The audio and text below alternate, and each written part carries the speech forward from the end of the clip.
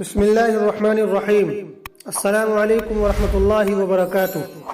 امام بخاری research academy علی گڑھ سے شائع ہونے والے ہفت روزہ میگزین الجمعہ 10 ربیع الاول 1444 ہجری مطابق 7 اکتوبر 2022 کے مضامین کی آڈیو ریکارڈنگ پیش خدمت ہے۔ یہ شمارہ ربیع الاول اسپیشل ہے۔ اس کا عنوان ہے رسول اللہ صلی اللہ علیہ وسلم کی زندگی پر ایک سرسری نظر۔ اس کو تیار کیا ہے محمد فرید حبیب ندوی اور محمد خالد ضیاء صدیقی ندوی نے۔ محترم حضرات، اللہ پاک نے رسول اللہ صلی اللہ علیہ وسلم کو ساری دنیا کے لیے ماڈل اور نمونہ بنایا ہے۔ آپ کی زندگی میں ہم سب کے لیے بہترین رہنمائی موجود ہے۔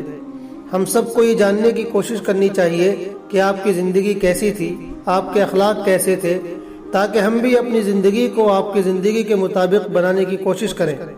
نیچے آپ کی زندگی اور اخلاق سے متعلق کچھ باتیں پیش کی جا رہی ہیں۔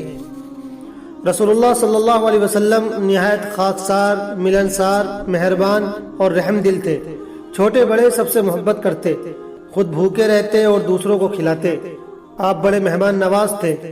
آپ صلی اللہ علیہ وسلم کے یہاں مسلمان، مشرک اور کافر سبھی مہمان ہوتے۔ آپ سب کی خاطر کرتے اور خود ہی سب کی خدمت کرتے۔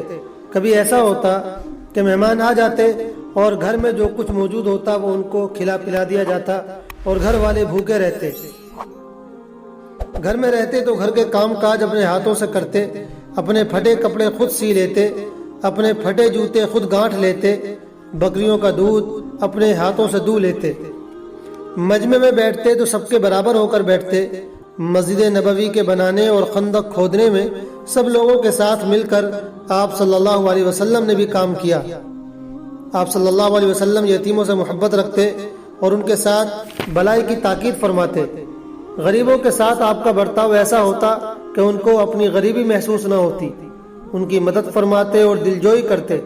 اکثر دعا مانگتے تھے، اے اللہ مجھے مسکین زندہ رکھ، مسکین ہی فوت کر اور مسکینوں ہی کے ساتھ میرا حشر کر۔ ترمذی 2352۔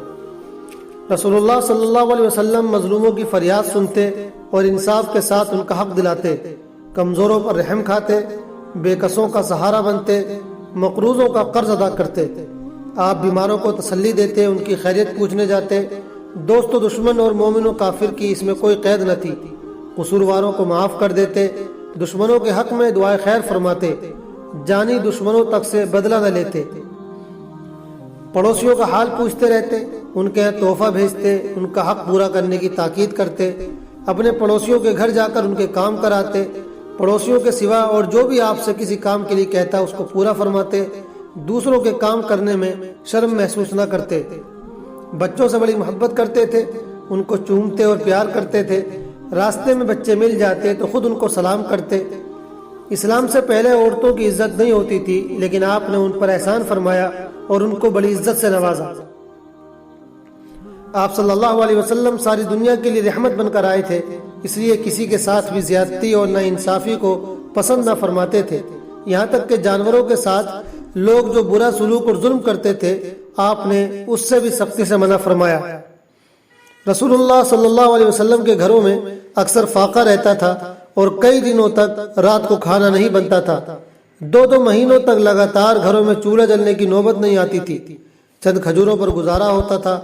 کبھی کوئی پڑوسی بکری کا دودھ بھیج دیتا تو وہی پی لیتے۔ بعد میں خوشحالی کے زمانے میں بھی ازواج مطہرات کے گھروں میں جو کچھ آتا وہ دوسرے ضرورت مندوں اور محتاجوں پر خرچ ہو جاتا تھا، اور خدا آپ صلی اللہ علیہ وسلم کے گھر والوں کی زندگیاں اسی تنگی اور غربت سے بسر ہوتی تھیں۔ رسول اللہ صلی اللہ علیہ وسلم نے جب وفات پائی تو حالت یہ تھی کہ آپ کی زرہ 3 سیر جو پر ایک یہودی کے پاس گروی رکھی ہوئی تھی۔ جن کپڑوں میں وفات ہوئی ان میں کئی پیبند لگے ہوئے تھے۔ آپ صلی اللہ علیہ وسلم کبھی کسی کا احسان لینا گوارا نہ فرماتے۔ حضرت ابوبکر رضی اللہ تعالیٰ عنہ نے ہجرت کے وقت سواری کے لیے اونٹ پیش کیا تو آپ نے اس کی قیمت ادا فرما دی۔ جن لوگوں سے تحفے قبول فرماتے تھے ان کو اس کا بدلہ ضرور دیتے تھے۔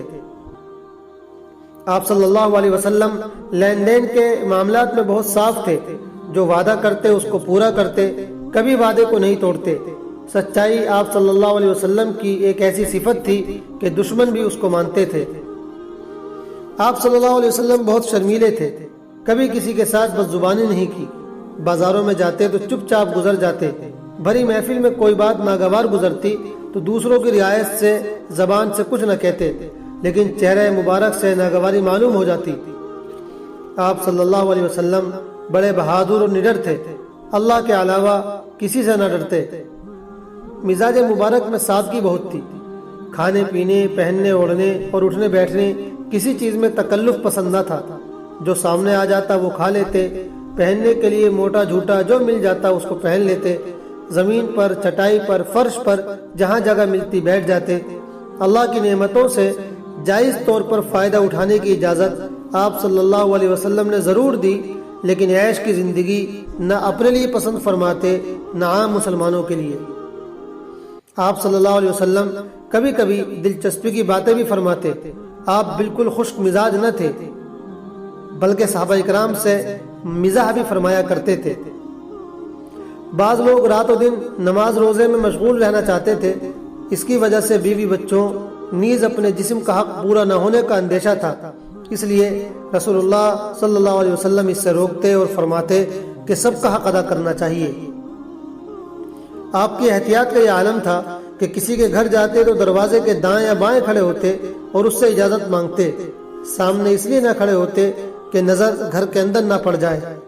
صفائی کا خاص اہتمام اور خیال رکھتے، گفتگو ٹھہر ٹھہر کر فرماتے تھے، ایک ایک جملہ الگ ہوتا، کسی کی بات کاٹ کر گفتگو نہ فرماتے، جو بات ناپسندیدہ ہوتی اس کو ٹال دیتے، زیادہ تر چپ رہتے، بلا ضرورت گفتگو نہ فرماتے، ہنسی آتی تو مسکرا بھی دیتے۔ آپ صلی اللہ علیہ وسلم ہر لمحہ اللہ کی یاد میں لگے رہتے، اٹھتے بیٹھتے، چلتے پھرتے، ہر وقت اسی کی خوشی کی تلاش رہتی، اور ہر حالت میں دل اور زبان سے اللہ کی یاد جاری رہتی۔ رات کا بڑا حصہ اللہ کی یاد میں بسر ہوتا اور کبھی کبھی رات کا پورا حصہ نماز میں اور عبادت میں گزر جاتا۔ محترم بزرگوں، یہ رسول اللہ صلی اللہ علیہ وسلم کی زندگی کی ہلکی سی جھلک ہے۔ ہمیں چاہیے کہ ہم بھی آپ صلی اللہ علیہ وسلم کی خصوصیات اپنے اندر پیدا کرنے کی کوشش کریں اور آپ کے طریقے کے مطابق زندگی گزاریں، اسی میں دنیا اور آخرت کی بھلائی ہے۔ اللہ پاک ہم سب کو عمل کی توفیق عطا فرمائے۔ والسلام علیکم ورحمۃ اللہ وبرکاتہ۔